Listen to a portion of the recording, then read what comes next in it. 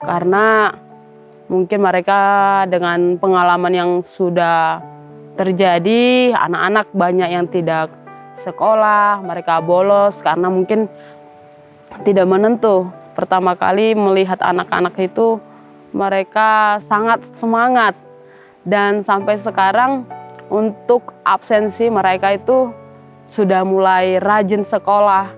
Mereka yang dulunya tidak bisa membedakan huruf, khususnya huruf A besar, A kecil, seperti itu mereka tidak bisa membedakan. Kalau sekarang mereka sudah bisa membedakan. Menjalani kehidupan di Kampung Karawi, beradaptasi dengan alam, masyarakat, dan aktivitas kehidupan di Kampung Karawi bukanlah hal mudah bagi Derlina. Namun baginya ini adalah kesempatan berharga yang Tuhan berikan kepadanya. Sebagai guru pedalaman yang tinggal di pesisir pantai, bukan hal yang mudah juga memahami kebiasaan atau tradisi di sini. Wanita muda ini banyak belajar, terutama memahami anak-anak, yang dimana kebanyakan waktu mereka dipakai hanya untuk bermain di tepi pantai, di bawah terik matahari yang terkadang sampai lupa untuk belajar. Bagi Derlina, menjadi guru di pedalaman dan ketika mengajar untuk pertama kali adalah hal tersulit yang ia rasakan. Ada beberapa anak yang masih belum fasih berbahasa Indonesia, dan kadangkala Derlina juga sulit mengerti bahasa dan dialek bicara anak-anak. Hingga akhirnya, ia belajar untuk memahami dan mempelajari bahasa mereka. Meski sulit, namun sekarang Derlina sudah menikmati suasana di Kampung Karawi. Menikmati alam dengan mendayung bersama anak-anak.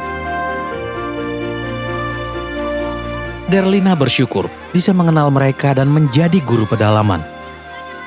Ia berharap semoga apa yang ia lakukan di kampung ini bisa menjadi berkat bagi masyarakat dan bagi anak-anak di Kampung Karawi.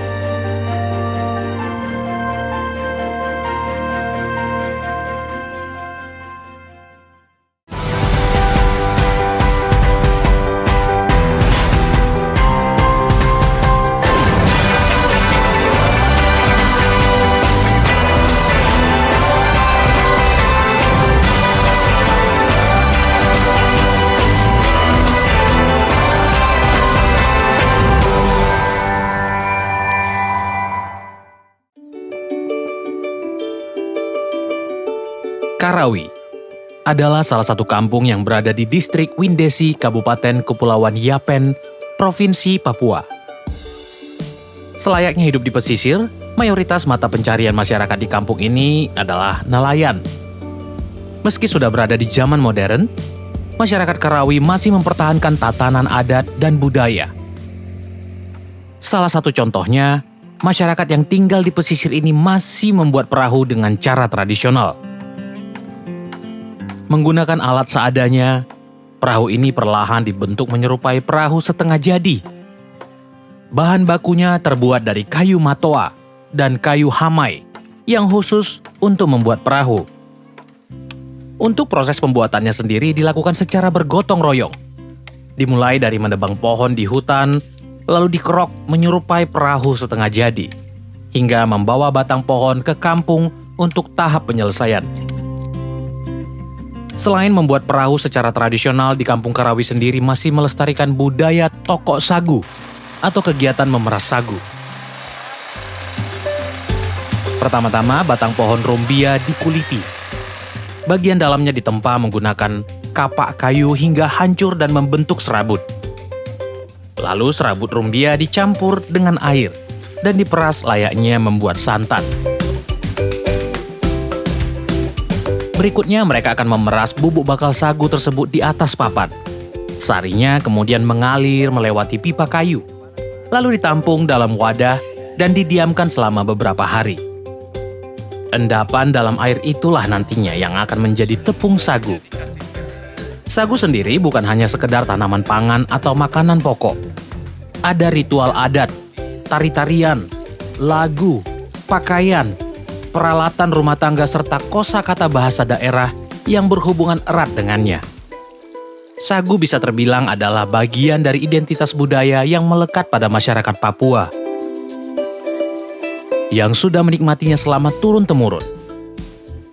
Budaya-budaya ini jika dikelola dengan bijak dan baik, bisa menjadi opsi pariwisata lokal maupun internasional, di mana hal itu dapat membuat warga di Kampung Karawi mendapatkan hasil lebih dari pariwisata tersebut. Namun untuk mengembangkan pariwisata di suatu kampung, dibutuhkan sumber daya manusia yang mumpuni. Dan maksud dari mumpuni di sini adalah mendapatkan pendidikan yang layak. Sayangnya, Kampung Karawi termasuk ke dalam daerah di mana pendidikan sangat sulit didapat. Karena akses yang sulit untuk sampai ke kampung ini, membuat jarangnya tenaga pendidik yang mau mengajar atau bahkan menetap di sini.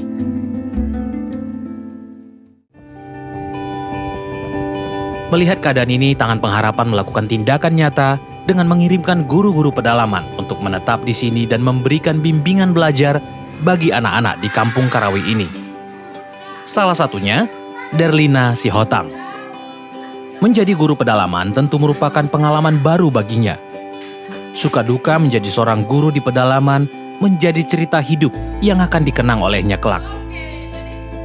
Bukan sekedar mengajar, namun belajar mengenal karakter anak dan kebiasaan anak yang ada di pedalaman.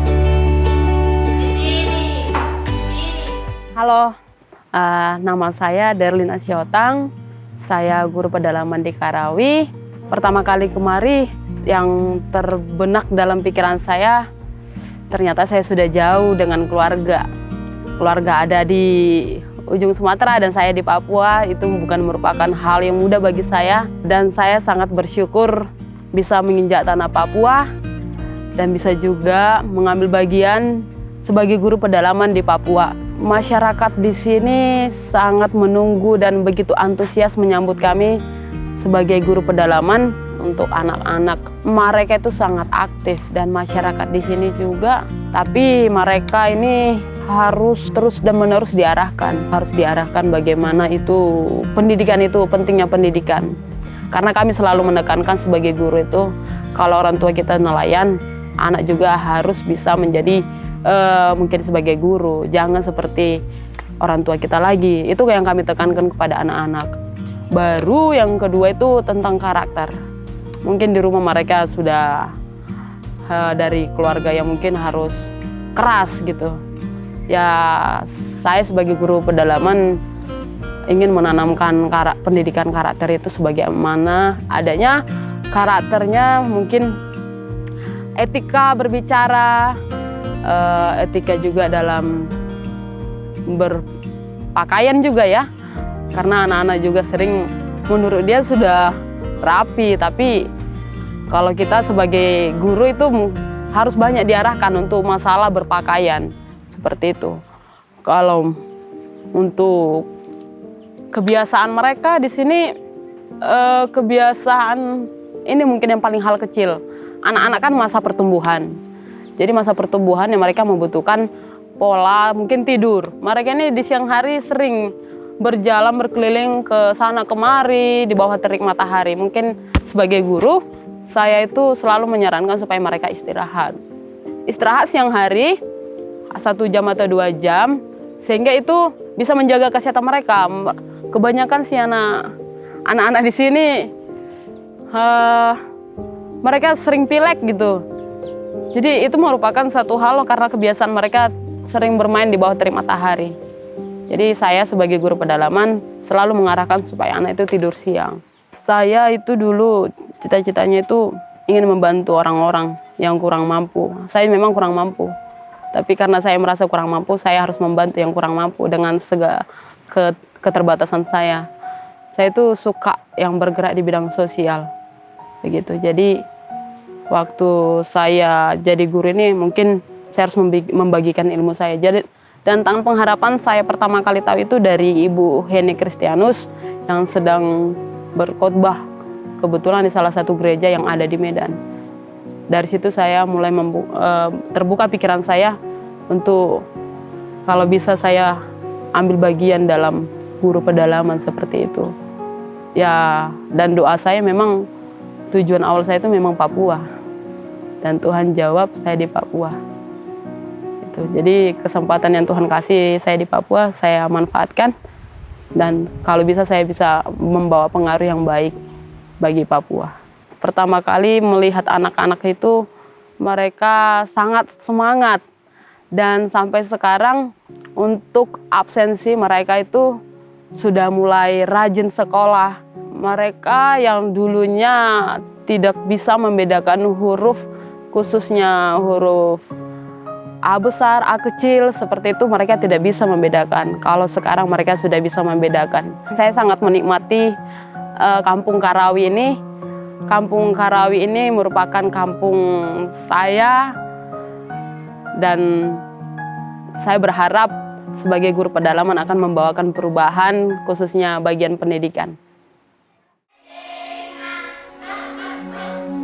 Setiap pagi, sebelum memulai belajar ketika apel pagi, tidak lupa ia mengingatkan pada anak-anak bahwa kita sudah memiliki masa depan yang Tuhan sediakan. Hanya kita mau atau tidak menggali terus untuk rajin belajar, dan di mana ada kemauan, di situ ada jalan. Derlina memotivasi anak-anak untuk terus-menerus mau belajar, sehingga dari mereka yang tidak tahu huruf, akhirnya mampu mengenal huruf. Dari yang tidak tahu berhitung, mereka mampu berhitung.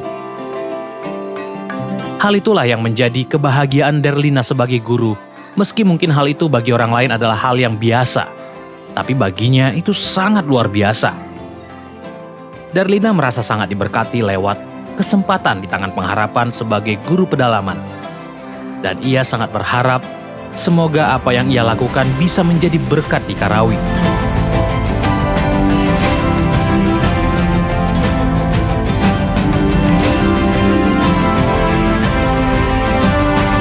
Setiap akhir pekan, Derlina dan rekannya selalu mengajak anak-anak untuk bermain di pantai.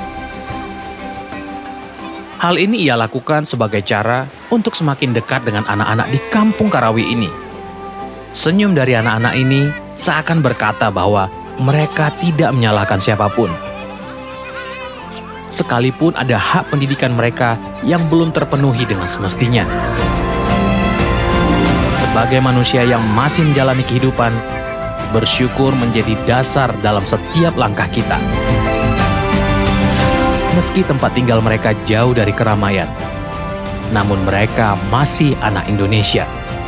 Dan anak-anak Karawi adalah bagian dari penerus bangsa ini.